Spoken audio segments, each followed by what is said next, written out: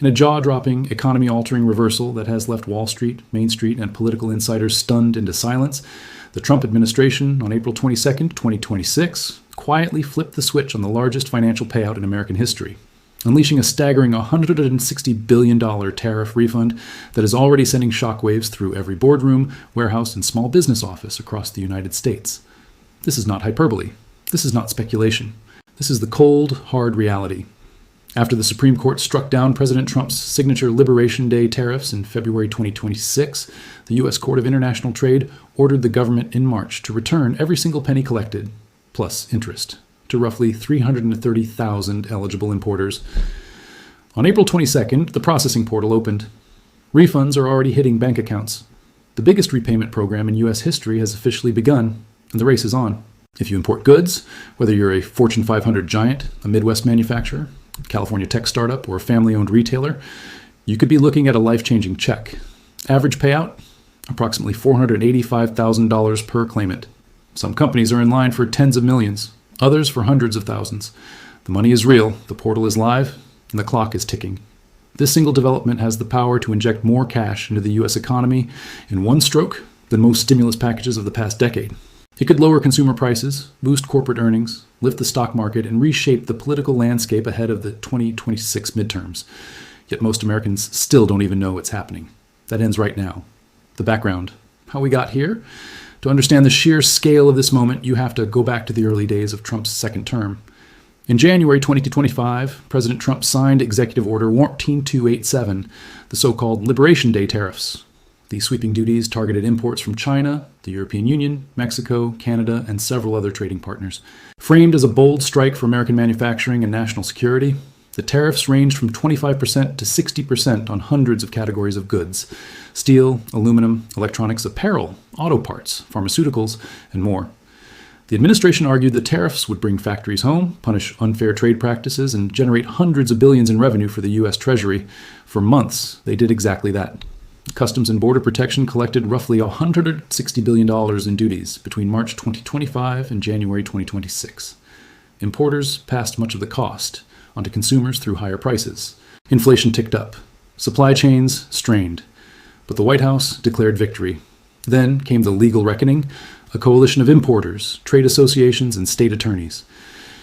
General filed suit, arguing the tariffs exceeded presidential authority under the International Emergency Economic Powers Act and violated the Administrative Procedure Act. The cases wound their way through the courts with lightning speed. On February 12, 2026, the U.S. Supreme Court issued a 6-3 decision striking down the core provisions of the Liberation Day tariffs. The majority opinion, written by Chief Justice Roberts, held that the tariffs constituted an unconstitutional delegation of legislative power and lacked sufficient findings of national emergency. The ruling sent immediate ripples. Stock futures soared. Importers celebrated. The White House called it a temporary setback and vowed to pursue new, narrower authorities. But the financial damage was already done, and the Court of International Trade moved quickly to remedy it. On March 18, 2026, Judge Gary Katzman of the U.S. Court of International Trade issued a sweeping order requiring the government to refund all collected duties, plus statutory interest at the rate of 4.5% per annum. The total tab, $160.4 billion. The decision applied to every importer who had paid the struck-down tariffs, creating a claimant pool of approximately 330,000 businesses and individuals. For weeks, the administration was silent on timing. Then, on April 22, 2026, with almost no advance notice, Treasury Secretary Scott Bessent and Customs Commissioner Robert Perez held a joint press briefing at 9:17 a.m. ET. They announced that the online refund portal at tariffrefund.cbp.gov had gone live at 8 a.m. ET that morning. The first batch of refunds, totaling more than $4.2 billion, had already been processed and wired to 8,700 qualifying importers. The room went silent. Then the questions erupted. The April 22, 2026 announcement, a masterclass in controlled chaos. Secretary Bessent stood at the podium with his trademark calm demeanor and dropped the bombshell. Effective immediately, the United States government is fulfilling its legal obligation to return every dollar improperly collected under the Liberation Day tariff regime. This is the largest refund program in the history of our nation. We are open for business. He emphasized that claims would be processed on a rolling basis, with priority given to small and medium-sized enterprises. Interest would be paid in full. There would be no cap on individual refunds. The portal would remain open for 18 months. Within minutes, the news exploded across financial terminals. CNBC cut into regular programming. Bloomberg terminals lit up red. On X, the hashtag Tariff Refund trended worldwide within 47 minutes. Importers who had written off the money as a permanent cost of doing business were suddenly staring at potential windfalls large enough to fund expansions, pay down debt, or even survive another year of economic uncertainty amid the ongoing Iran-related supply chain pressures. One importer, speaking on condition of anonymity, told reporters outside the Treasury building, "I paid $2.8 million in tariffs last year. I figured it was gone forever. Now they're telling me I might get $3.1 million back with interest? That's not a refund. That's a lifeline." Who gets the money? The 330,000 importers racing to claim. Not every business qualifies, but the pool is massive. Eligibility requires proof that you paid the specific Liberation Day tariffs between March 2025 and January 2026 on goods later ruled invalid. The vast majority of claimants fall into 5 categories.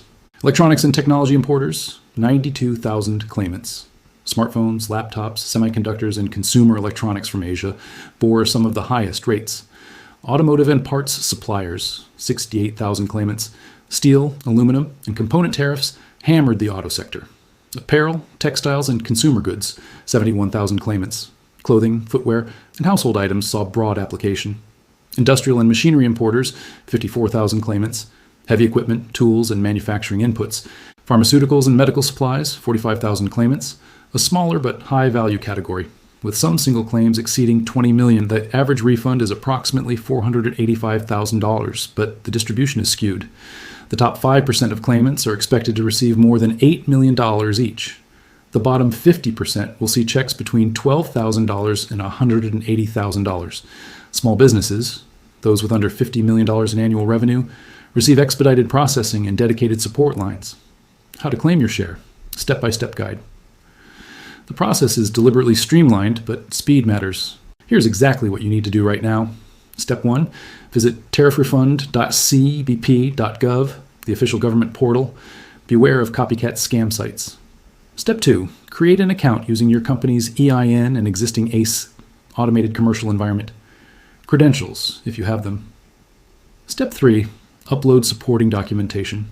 Entry summaries, CBP Form 7501 for all affected shipments, proof of duty payment, receipts, wire transfers or ACE reports, invoices and bills of lading, a signed certification that the goods were subject to the struck-down tariffs. Step 4, complete the online questionnaire detailing shipment dates, tariff codes, and amounts paid. Step 5, submit.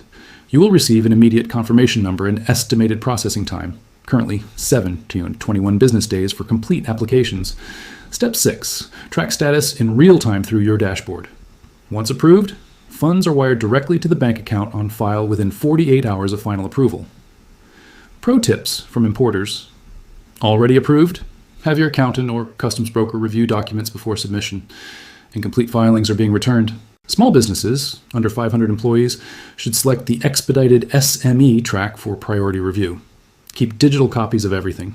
The portal allows multiple submissions if new documentation becomes available. Interest is calculated daily from the original payment date. Economic impact. A $160 billion injection. At exactly the right time. Economists are still modeling the full effects, but early projections are staggering. Goldman Sachs issued a note within hours of the announcement, estimating that the refunds could add 0.6 to 0.9 percentage points to U.S. GDP growth in the second and third quarters of 2026. The cash influx is expected to lower input costs for manufacturers, potentially shaving 0.5% off core inflation readings by year-end, boost corporate earnings by an average of 4 to 7% for affected sectors, increase capital expenditure as companies reinvest windfalls into equipment, hiring, and expansion. Support consumer spending as retailers pass savings forward through lower prices or promotions. The timing could not be more fortuitous. With oil prices fluctuating due to the ongoing Iran situation and the Strait of Hormuz blockade, many businesses were facing margin pressure. This refund acts as an unexpected fiscal stimulus without adding to the deficit, because the money was already collected and sitting in Treasury accounts. Small business owners are particularly vocal. Maria Gonzalez, owner of a family-run apparel importer in Los Angeles with 47 employees, told reporters, "We paid $412,000 in tariffs last year. That nearly put us under. Getting $478,000 back with interest means we can keep all our people employed, fulfill every order, and maybe even open a second warehouse. This isn't just money, it's survival. Political firestorm. Democrats cry, failure. Republicans call it relief. The political reaction has been predictably polarized. House Minority Leader Hakeem Jeffries issued a statement calling the refunds an admission of catastrophic failure by the Trump administration. The president imposed illegal tariffs, raised prices on American families, and now he's writing checks to fix his own mess. This is the definition of government waste. Senate Majority Leader John Thune countered, "But President Trump delivered exactly what he promised. Relief for American businesses burdened by unfair trade practices. The courts made a decision. We are following the law. This money belongs to the importers who paid it, and they're getting it back with interest. That's justice, not failure." Several 2026 midterm candidates are already running ads framing the refunds as either proof of Trump's economic stewardship or evidence of his chaotic trade policy. Polling conducted overnight by Rasmussen Reports showed 58% of voters view the refunds favorably, with strong support among independent and Republican voters. Business community reactions. Euphoria mixed with frustration. The U.S. Chamber of Commerce called the program a necessary correction that will strengthen American competitiveness. The National Association of Manufacturers praised the expedited processing for smaller firms. Yet not everyone is cheering. Some large multinational corporations that had already passed tariff costs onto consumers are now facing pressure to issue rebates or lower prices retroactively. Consumer advocacy groups are demanding that retailers pass the savings forward. Meanwhile, customs brokers and trade attorneys are experiencing a gold rush. Firms that specialize in duty drawback and refund claims have seen website traffic spike 400% since the portal opened. One New York-based brokerage reported receiving over 2,300 new client inquiries in the first 14 hours. Potential pitfalls and controversies. No program this large comes without risks. Treasury officials have already warned of sophisticated scam operations mimicking the official portal. The FBI's Internet Crime Complaint Center issued an alert within hours urging businesses to verify all communications through official .gov channels only. There are also concerns about fraud within the claims process itself. The administration has deployed advanced AI fraud detection tools and will conduct random audits. Penalties for false claims include fines up to 3 times the refund amount plus potential criminal charges. Another controversy: timing. Critics note that the announcement came just as oil prices were spiking due to Iran-related tensions, raising questions about whether the administration deliberately chose a moment of economic anxiety to maximize positive headlines. Global reactions. China's Ministry of Commerce issued a measured statement welcoming the return to rules-based trade while criticizing the original tariffs. The European Union expressed relief that the dispute appears headed toward resolution. Canada and Mexico, also hit hard by the tariffs, welcomed the refunds, but noted ongoing bilateral negotiations. WTO Director General Ngozi Okonjo-Iweala called the development a positive signal that even major powers respect international dispute settlement mechanisms. What happens next? The road ahead. The portal will remain open until October 2027. Analysts expect the bulk of claims to be filed within the next 90 days as word spreads. By midsummer, the Treasury Department projects that more than $90 billion will have been dispersed. Longer term, this precedent could reshape future trade policy. Presidents may become more cautious about broad tariff actions, knowing that courts can force massive repayments. It also strengthens arguments for congressional involvement in trade policy, rather than unilateral executive action. For the 330,000 importers racing to file, the immediate priority is documentation and submission. For the broader economy, the question is how this unprecedented cash injection will ripple outward, through hiring, investment, price adjustments, and ultimately, the ballot box in November 2026. Conclusion. A historic moment demands historic action. The $160 billion Trump tariff refund is more than a financial transaction. It is a pivotal moment in American economic history, a rare instance where the government is forced to return money it never should have collected in the first place. For the businesses that fought the tariffs in court, it is vindication.